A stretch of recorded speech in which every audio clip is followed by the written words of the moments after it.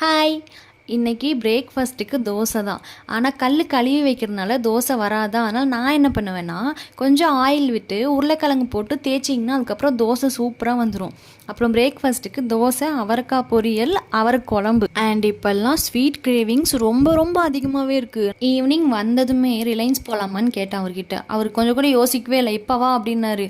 அவர் இப்போவான்னு கேட்கும் போதே நான் ரெடியாகி உட்காந்துட்டேன் போகலாம் அப்படின்ட்டு.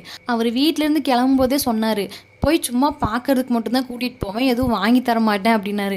நான் சரின்னு சொல்லி அங்கே போனதுக்கப்புறம் எதை எடுக்கிறது எதை வைக்கிறதுனே தெரியல. எல்லாமே அழகழகாக இருக்குது. எல்லாமே 59 ருபீஸ் தான். இதில் பை ஒன் கெட் ஒன் வேறு ஆஃபர் போட்டிருக்காங்க. நம்ம எப்படி போயிட்டு எதுவும் வாங்காமல் வர்றது? அதனால் அவர்கிட்ட ப்ளீஸ்ன்னு கேட்டு ஒரு 4 பொருள் வாங்கிட்டேன்.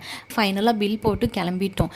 டெய்லி 9 o'clock நான் இந்த மாதிரி வீடியோஸ் அப்லோட் பண்ணுறேன். மறக்காமல் நம்ம சேனலை சப்ஸ்கிரைப் பண்ணி வச்சுக்கோங்க. தேங்க்ஸ் ஃபார் வாட்சிங்.